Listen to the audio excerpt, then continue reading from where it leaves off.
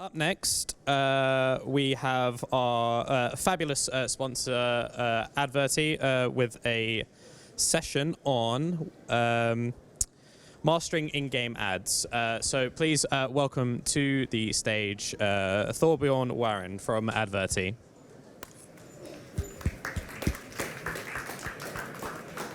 Thank you. And of course, yeah, take it away. Will do. Thank you very much. Clicker would be this one. Yes. Yeah, that's the clicker, yeah. Awesome. Microphones are working, right? One gets paranoid, but yes, okay, cool. Just wanted to check. Hi, everybody. Great to be here. Great to see a lot of you here. I'm representing Adverty, and we're going to spend the next, actually, pretty much hour and a half talking about in-game monetization. I'm doing this talk, and then right after that, my coworker Chloe will be moderating a panel where you also get to hear from some publishers who are working with it today. I gave a similar presentation at Pocket Gamer London in January. I'm going to cover all the points where I was wrong in that one. So, you know, take my word for what it's worth. In this one, it will be a little bit more focused, actually, on really implementing things for the game. Very briefly about Adverty and about myself. Adverty, we're an in-game ad provider. We have multi-patented tech. It's an SDK-based solution where you can integrate ads inside your game, and you earn revenue when the ads are seen. No interaction, no performance. It's kind of branded things in general. We have a strong focus on mobile gaming and VR, AR. The tech does work for console, PC, and other platforms as well. We're currently single-mindedly focused on Unity, so if you have an engine or if you have a game built with Unity, things work like a charm. And we're, of course, expanding that, so we will be able to cover additional platforms in the future.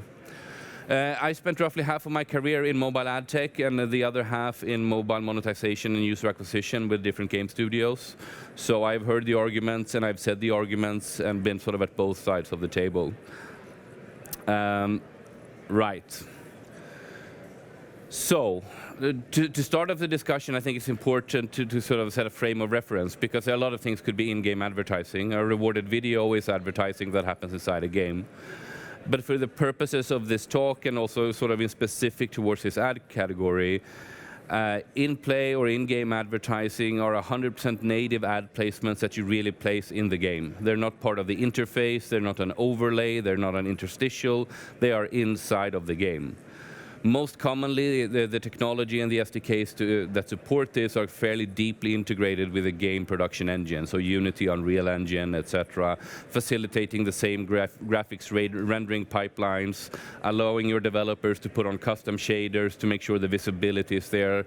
Like to the largest possible extent, you should treat this as an extension of your game.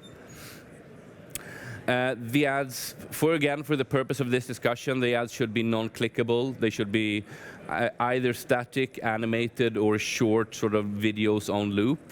There are possibilities to make these types of ads clickable. The technology is quite simple. We tend not to focus at it at Adverty because we see the user case for it, and from a player point of view, we see it being incredibly disruptive.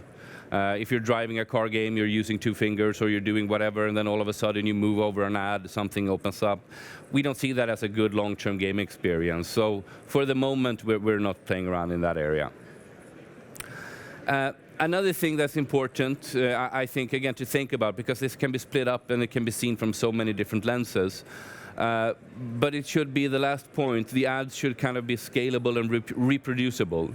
So I'm not talking about something that's custom made. If Coca-Cola comes to you and say, I want to have Coke bottles in the background of all your game things, that's something I would just more call it like product placement, because it's not something that scales, something that replaces, something you can integrate once and then benefit of for a long period of time. So even though those things do exist, like I'm not really focusing on that when I'm talking about in-game advertising. This ad format is really taking off. This year it's definitely the beginning of mass adoption. In January, I predicted that it would go much, much faster than it has been. But regardless, we're seeing both at Adverty and across the industry a fairly rapid growth. More and more developers, more and more games coming in and adding this ad format. And there's a bunch of reasons kind of converging, explaining why this is happening now, because this is by no means new. Companies have been trying to put advertising inside of games since like 2005, 2006. There's been 2 or 3 kind of generations and waves of ad tech companies trying to do this, who just kind of slowly perished or got acquired or pivoted because the market wasn't really ready for it. But at this moment it is. A large part of this is thanks to mobile gaming, because it is truly the first gaming mass medium with the potential to reach hundreds of millions, if not billions of people. Gaming consoles aren't there yet. They're fantastic for more niche demographics, but mobile gaming is, again, it's just another advertising channel. The technology is also really solid. Many companies have had years now to perfect this. Our SDK has been in the wild for over 4 years. We have done multiple iterations. Compared to many other ad formats, it's relatively lightweight, so there's less use of cache and memory resources. So ANRs and sort of handset performance, the impact is minimal, which is really helpful, because this is important for all developers, of course. There's definitely a need for developers, right? There's a constant need for developers to increase LTV and to earn more money. That's why they ultimately exist. But we feel, and we can sense in the market as well, that this need has increased over the past year, year and a half. I explained this primarily with it as a mitigation of loss from performance revenues due to the changes in the user acquisition and performance advertising landscape. That's the primary thing. Something that is often mislooked, but something that I think the game industry as a whole should be really excited about, is that this addition of this ad format will help us create a healthier ecosystem for mobile advertising. Today, a very large chunk of the revenue being spent in mobile advertising is for other mobile games. It's an incestuous cycle that kind of feeds itself. By doing this, we're getting in third-party money, if you will, coming in from outside. And then if you think about it as a balloon, when you blow it up, it grows in all aspects, right? So it's kind of a holistic and additional growth to the mobile gaming ecosystem, and one that is desperately needed. Right? It's not particularly healthy for so many companies to rely on advertising spend from very few companies to make their businesses go around. There's also, of course, an ever-increasing interest from advertisers. Everyone wants that advertisers should be even more interested, and I think everyone who's attending this conference understands this, but it is, of course, a challenge to communicate this to agencies and to brands. But with stuff like Metaverse and Horizon and VR being very much talked about and becoming a part of sort of common cultural, socio-cultural references to a different degree, we see that there's more interest, right? Advertisers come to us and say, hey, we want to try this metaverse thing. You guys kind of do that, right? And we're like, yeah, we kind of do, right? So like those things are kind of helping. And then as well as more and more advertisers try this out, there's going to be more and more advertisers that have really positive experiences. The industry as a whole is producing white papers. There's more standardization happening across the board.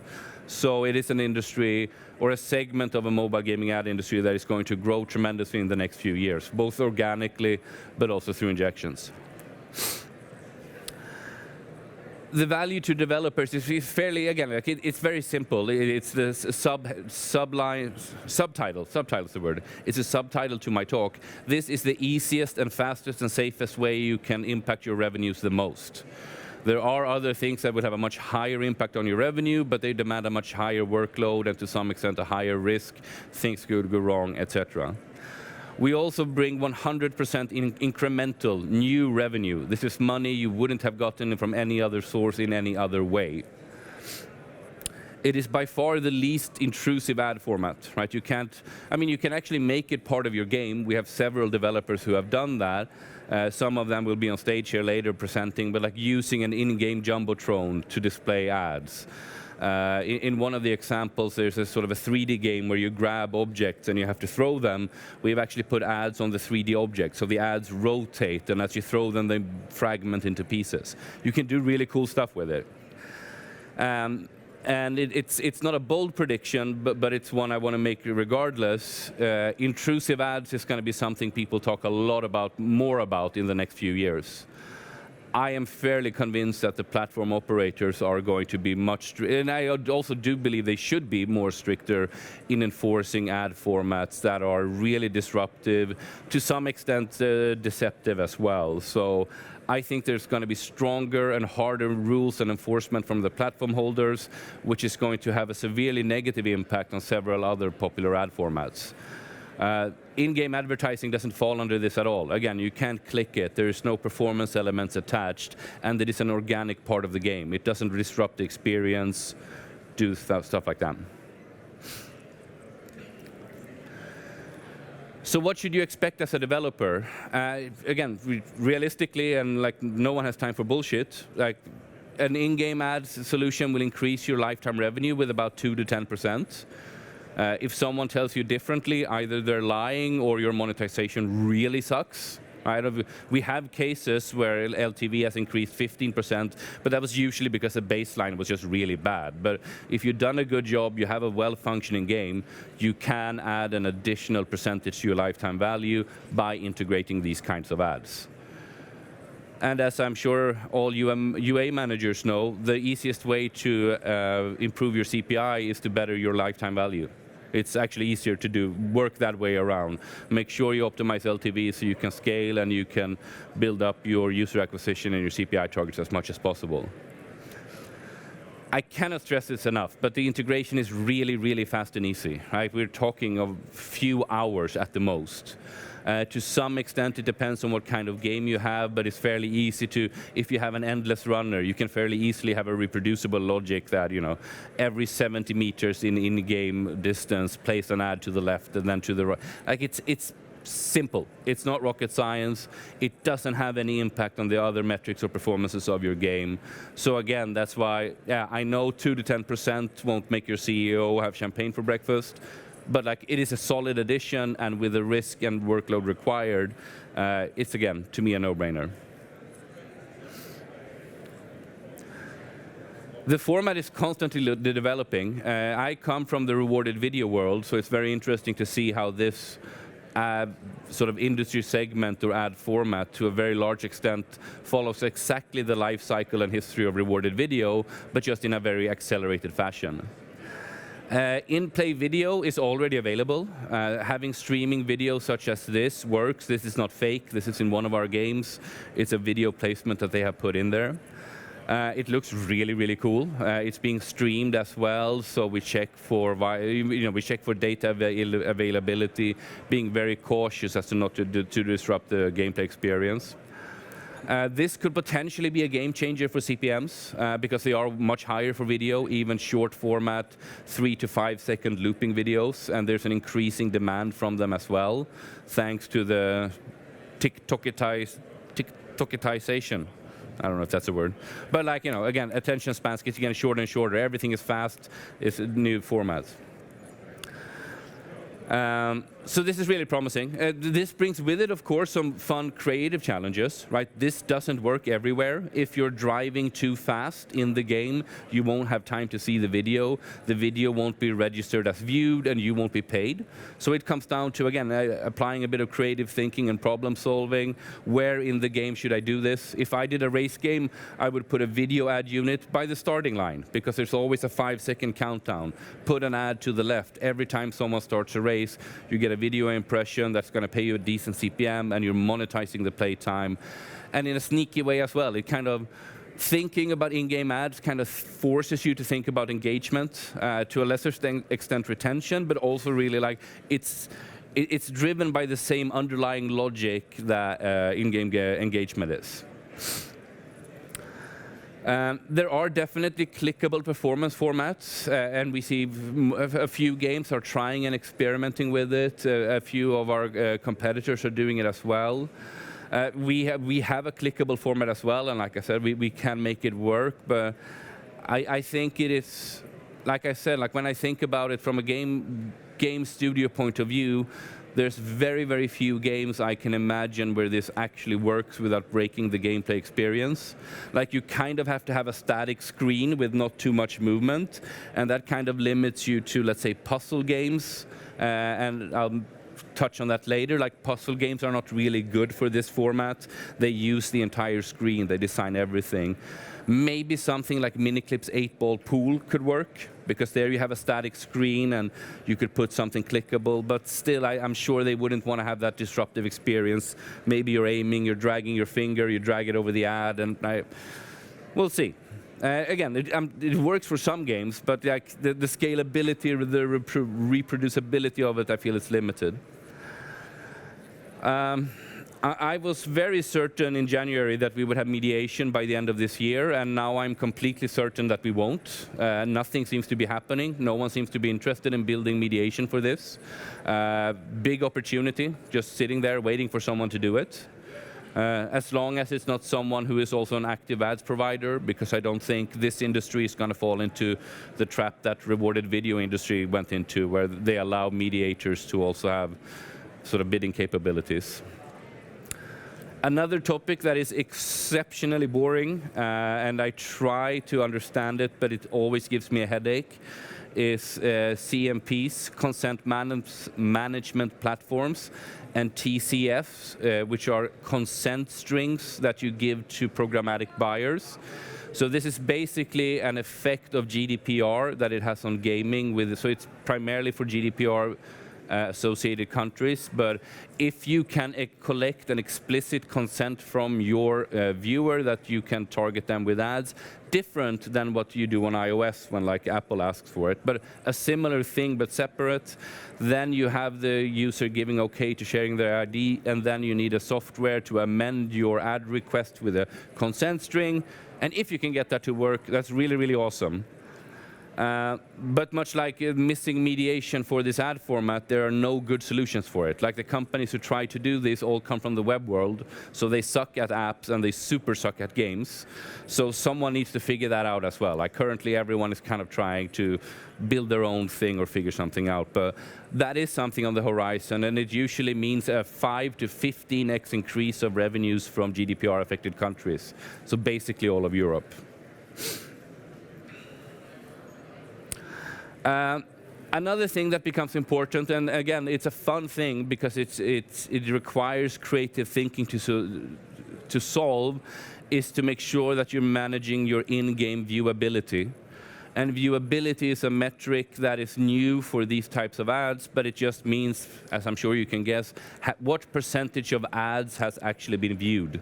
And you want to have the highest possible number. The industry as well needs to standardize how this is being measured, how this is being reported.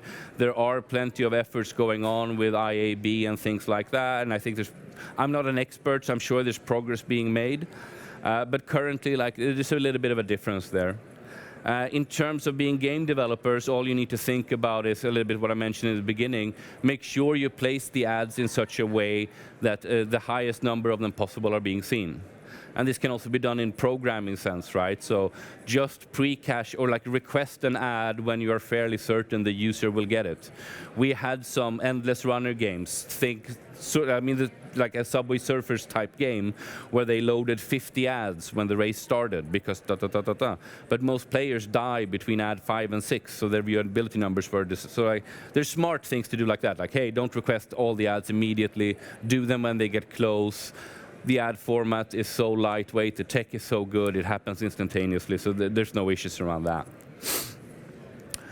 Speaking of the market, I wanted to share this. This is our sort of competitor monitoring view.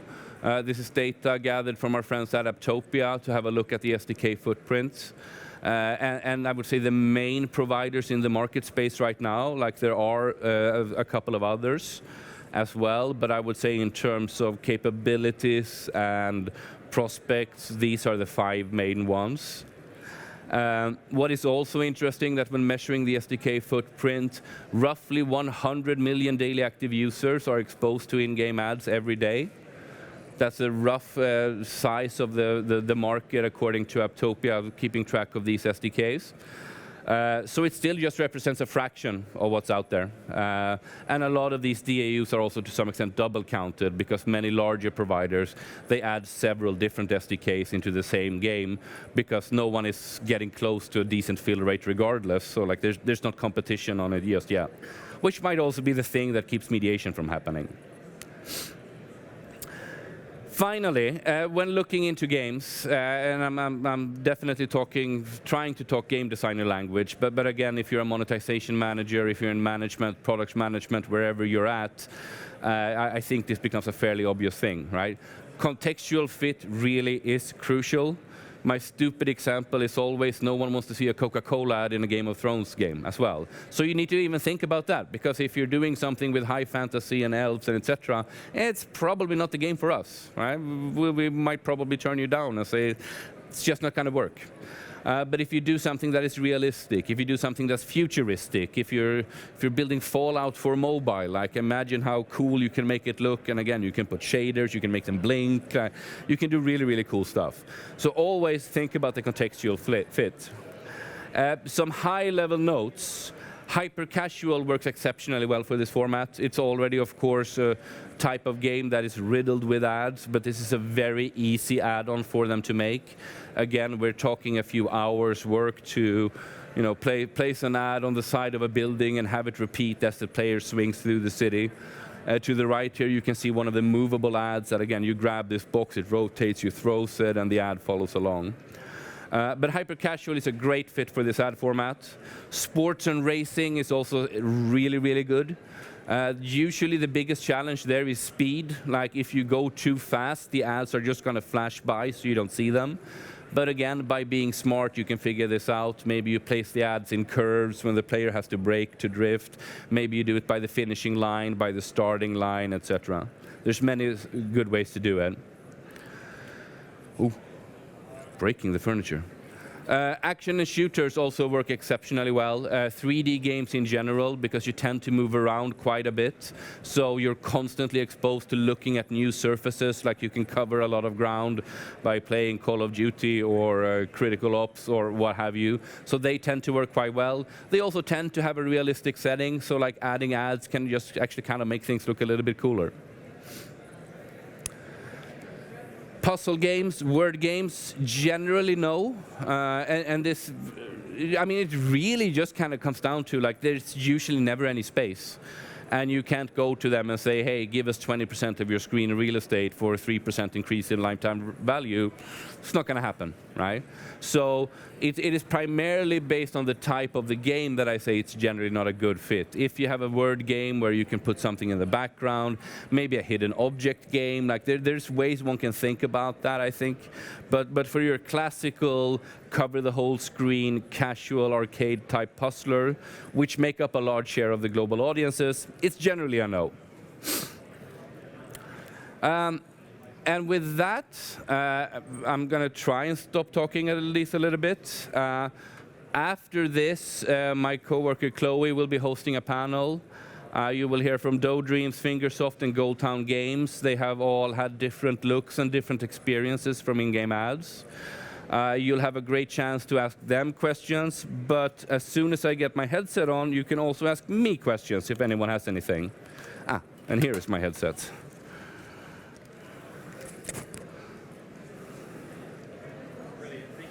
Much Thor.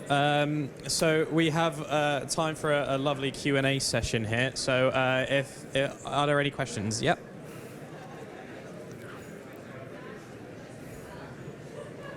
Thanks a lot for the presentation. One question, like, is the format like a new standardized creative? Like when a buyer is going to buy this, like programmatically, this native inventory, how does the creative look there, or does the advertiser have to do new creatives, or is it easy? Can they use the standard banner? They use the standards. We follow exactly the same formats with widescreen, box, landscape, and whatever the fourth is. But whatever the international advertising bureau standards are, those are being followed, and most of them do. Okay. That being said, if you do a direct campaign, so you're not buying programmatically, if you are, so like for instance, we had a partnership with Activision where they want to promote Call of Duty for consoles to mobile games.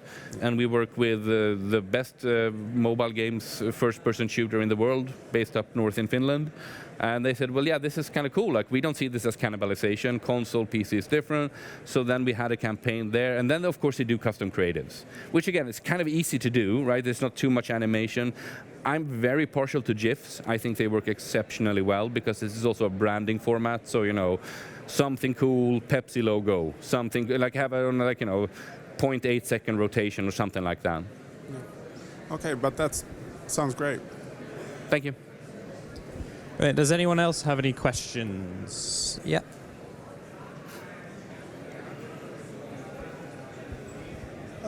Yes, can you explain why you need an SDK? Why can't I just buy it off an exchange?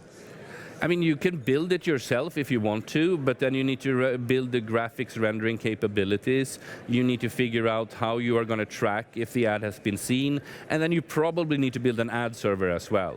But like we're connected, we have built our own ad server. We're connected to 7 or 8 different programmatic sources, so we have that thing covered, and that part of our value proposition to developers is that they don't have to start building ad servers as well or setting this up. And then as well, the important factor is viewability. Being able to measure and accurately verify that the ad has actually been seen. Right, but if we have an ad server of our own, yeah, then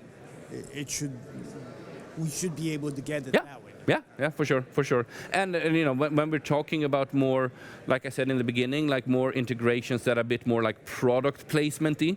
Like let's say you have a racing game and then Ferrari comes and say, hey, I want to have Ferrari cars in your game.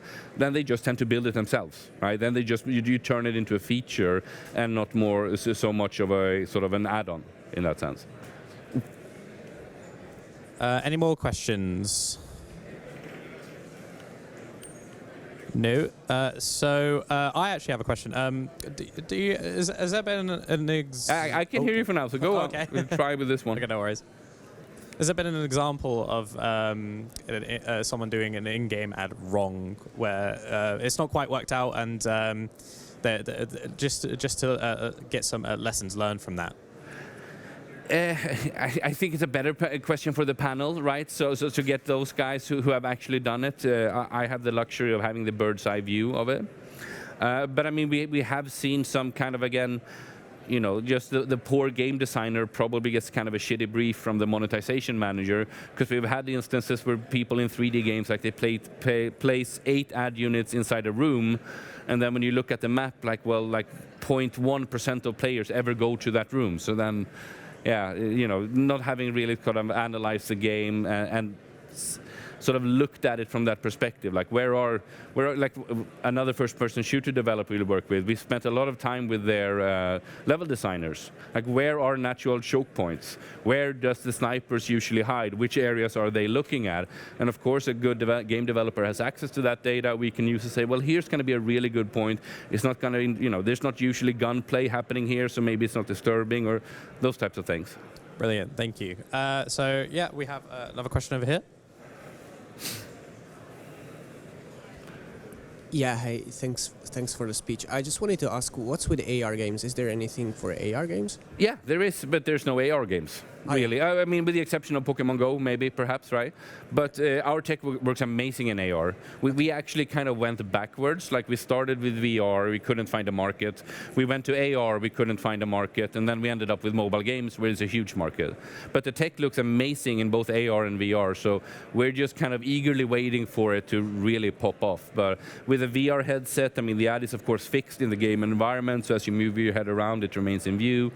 On AR, you can have different kinds of levels of transposure to it as well, so it looks awesome. All right. Just make a good AR game, or introduce me to Niantic. All right.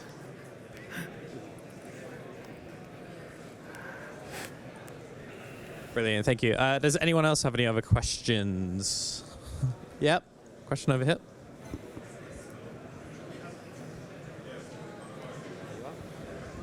I think you mentioned about fill rate would be a concern, so that's why a lot of developers using multiple SDKs in their games, right? So is the fill rate or demand right now really focused on tier 1 countries, or like location-wise, like what will be the focus? I mean, it pretty much looks exactly the same as any other ad format, right? There's just a factor of, if you're making 80% of your revenue from the US today, you're going to make 80% of your revenue from the US with us as well. So we're just really going to mirror to a very large extent the existing thing. That being said, of course, US tier 1 English-speaking world, always everyone wants it, so there's no question there. European inventory, not as valuable because of the GDPR restrictions that apply on the programmatic buying that we need to follow.